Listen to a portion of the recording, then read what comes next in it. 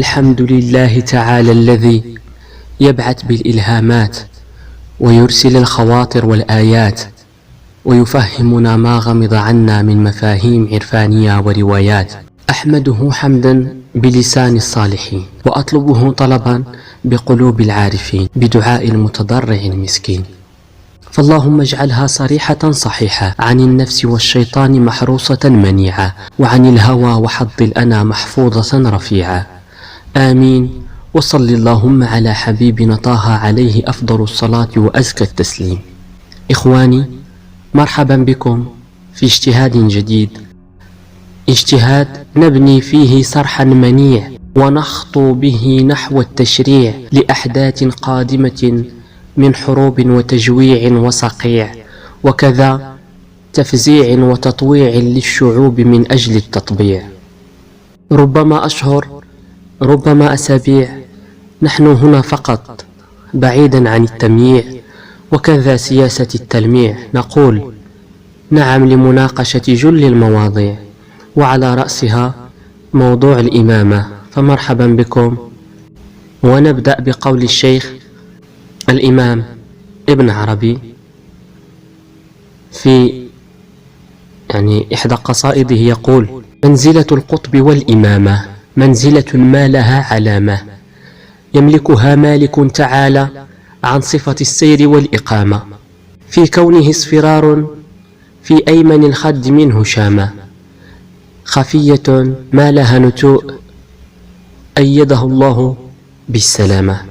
وكمحاولة شرح، فعندما قال منزلة القطب والإمامة منزلة ما لها علامة، يعرف أهل الله تعالى القطب بأنه الواحد الذي هو موضع نظر الله من العالم في زمانه، أو الذي يعبد الله عبادة حق، فيستحق بذلك أن يكون سببا في نشر الرحمة والغيث لمن حوله، فبه يرحم الله العباد أي بدعائه. وهذه الأمور من خبايا الولاية والسلوك للحق سبحانه عز وجل. فالأقطاب كثر كل في زمانه، ومن لا يستشعر ذلك فعليه برفع الهمة والتفرغ للذكر، فإن شاء الله سوف يرى وسوف يستشعر ذلك. وهنا نجد أنه جمع بين القطبية والإمامة حتى تتحقق الولاية في حق هذا العبد.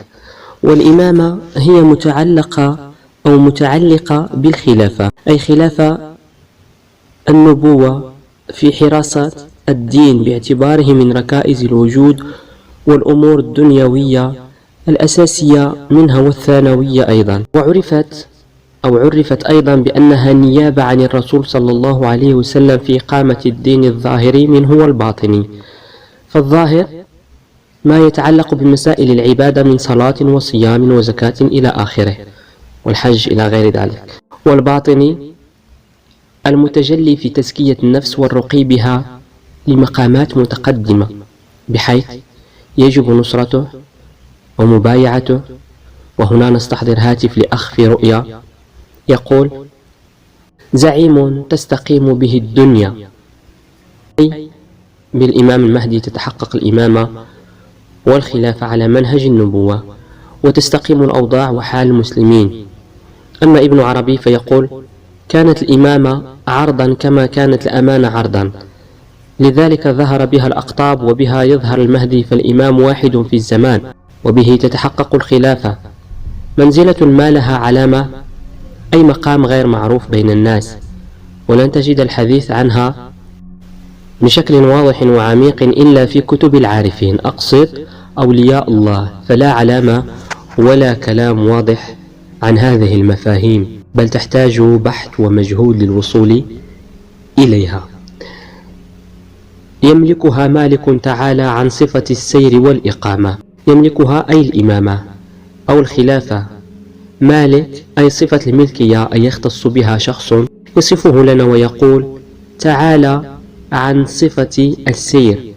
كل كلمة ينطقها أهل الله فلها صلة بالله عز وجل، لأنهم ربانيين، كلامهم لله وبالله ومع الله. لهذا فالسير هنا أي السير إلى الله، السلوك للمولى عز وجل. ولكن هو يقول في حقه تعالى عن السير أي عن السلوك. ونجد الجواب هنا في قول الشيخ: فهو خالف الطريق المثلى أي التدرج في السلوك والمجاهدة، فروحه حلقت طالبة أعلى مقام وهو قاب قوسين أو أدنى، فرجع بأمر الله حتى يكتمل علمه وينقح فهمه ويدرك ما خفي عنه وما ينتظره. ويقول الحكيم الترمذي: فلو رأيت ما يقاسيه أهل الله تعالى طلبا للوصول أي الوصول إلى الله والدخول للحضرة لهالك الأمر. والإقامة أي البقاء في حال رباني مشهود أو مقام شهودي مطلوب، لهذا هو متقلب أو بالأحرى يجمع بين الضدين، وهو عينه قول الشيخ الجيلي: ولك الحضيض مع العلا ثوبان، فتراه أحيانا مع فنائه حينما تغلب عليه روحه، وتراه أحيانا مع ابتلائه حينما تغلب عليه بشريته. وقد يقول البعض هذا عادي في أي نشأة إنسانية، فأي واحد يوجد فيه خير ويوجد فيه شر، والإنسان يحاول أن يتغلب على شره ليرقى إلى المقامات الربانية. ولكن كإجابة نقول أن هذا الشخص اجتمعت فيه أقصى درجات العبادة، وهي يعني الفناء، يعني وصل إلى درجة الفناء. يعني كبار الأولياء عندما يصلون إلى الفناء يصبح وارثا، والمقصود هنا هو الفناء، وفي نفس الوقت تجده في أقصى درجات البشرية، ولا نستطيع الإشارة إليها هنا أو الحديث عنها، لأن هذا قد يخلق نقاش عقيم، وخاصة أنه يصعب تقبل بعض الأمور في هذه النشأة الإنسانية، يعني فيه تناقضات عجيبة جدا. ودائما نحن نتحدث في كما أقول دائما، يعني عندما نتحدث عن الإيمان فإننا نخرج من الهيئة البشرية التي نحن عليها، نذهب نصعد المقامات، نصعد إلى المفاهيم الربانية والعرفانية. يجب على الإنسان أن يكون مستعد لسماع هذه الحقائق، وعندما نعود للحديث عنها فسوف نتحدث عن شخصه إنسان عادي مثل أي شخص عادي جدا. البشرية تبقى قبة بشرية، بينما الروح فهي فيها أسرار وفيها أمور يجب أن يعرفها الإنسان. قال: في كونه اصفرار في أيمن الخد منه شامة. يقول الشيخ في موضع آخر: إن الإمام ياقوت حمراء جوفت بياقوت صفراء، وللألوان في عالم التأويل مضامين وأسرار، فالياقوتية في البشر هو الإمام المنتظر. كونها حمراء أي الفطرة والطبيعة البشرية الشرسة كإشارة للنفس البشرية، وزادها تطويقها أو تغليفها بالصفراء وهو ابتلاؤه، كما أن الأخضر نجاته والأزرق شيطانه، فكل لون له إشارة ورمز. لكن من خلال الرؤى أكدنا أن الأصفر رمز للابتلاء. وأتذكر رؤيا كون الإمام في بركة بها مياه، وبدأ ينتشل مادة صفراء بكل مجهوده، يعني يشيلها من الماء ويرميها خارجا، لكنها سرعان ما تعود إلى حجمها الأصلي، ولم يتمكن منها حتى تدخلت عناية الله فوجد أن المادة خرجت بدون أن يبذل أي مجهود.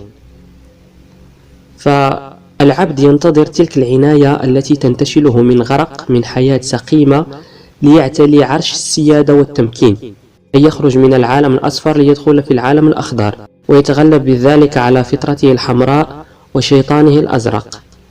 تعمدت ذكر هذه الألوان لتوضيحها في عالم الإمام من خلال الأحلام. في أيمن الخد منه شامة، والخد هو جانب الوجه، وهو ما جاوز مؤخر العين إلى منتهى الشدق، والشدق هو جانب الفم مما تحت الخد. والشامة في أصلها اللغوي هي العلامة، أي علامة في الجلد يخالف لونها لون الجلد، أي بصفة بدقيق أكثر هي بقعة من الجلد وضمنه. وهو هنا لم يقل خال، لأن الخال هو بثرة سوداء في الجسم، فالخال يكون له نتوء خارج عن مستوى الجلد، بينما الشامة تكون ضمن الجلد، والله تعالى أعلم. وتجدر الإشارة إلى قول ابن عربي في كتاب عنقاء مغرب: في خده الأيمن خال. فهذا الخال يمكن أن يكون جزء صغير خال من الشعر. وسط اللحية الكثيفة تكون بقعة صغيرة خالية من الشعر، وهي بحد ذاتها تكون علامة. هذا في حالة كانت عنده لحية كثيفة. أما إن لم تكن فهو يشير هنا إلى العلامة ليس إلا. ثم قال: خفية ما لها نتوء أيده الله بالسلامة. الشيخ هنا يجيبنا عن الكلام السابق ويزيد في الشرح والتفصيل ليجعلنا أمام مفاهيم واضحة. لهذا يجب التفريق بين لفظة شامة وبين لفظة خال. فالشامة هي العلامة، وأما الخال الموضع الذي يخلو من الشيء حوله. لهذا فالشامة ليست تلك الحبة السوداء التي تزين العديد من الوجوه عند الرجال والنساء. ثم قال خفية، أي إن لم تدقق النظر فيها فلن تراها. وقال أيضا ما لها من نتوء، أي غير بارزة بحجم زائد فوق الجلد، فهي ضمنه مخالفة للون، والله تعالى أعلم.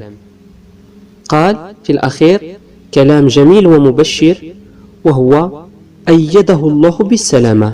نحسبها بشرى وليس الدعاء، فإن كان الدعاء فلأنه يعلم الابتلاء الذي هو فيه، وإن كانت بشرى فهي تصب في معنى فلما أتته عناية من ربه حف ببابه زواره، أي الاعتناء به وتوفيقه عند اقتراب أمره.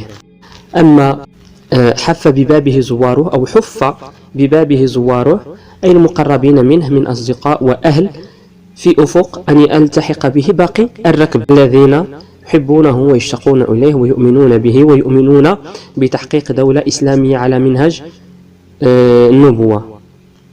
وأقصد الخلافة الإسلامية إنها قادمة بدليل الأحاديث، شاء من شاء وأبى من أبى. أما من يكذب ويسخر كل جهوده للتكذيب هذا نقول له لقد لعق إبليس مخك بلسان العجب وتبرز في فمك بمداد القرب، فأصبحت ممن رزقهم الشيطان من لدنه علما. بصراحة إنهم كثر فعلا في كل منبر، نشعر بالشفقة عليهم ولكن لا حياة لمن تنادي. إنك لا تهدي من أحببت، الله سبحانه يهدي من يشاء، يفعل ما يريد، لأننا عباده سبحانه ما أعظم شأنه. قولوا قولي هذا وأستغفر الله لي ولكم، والسلام عليكم ورحمة الله تعالى وبركاته.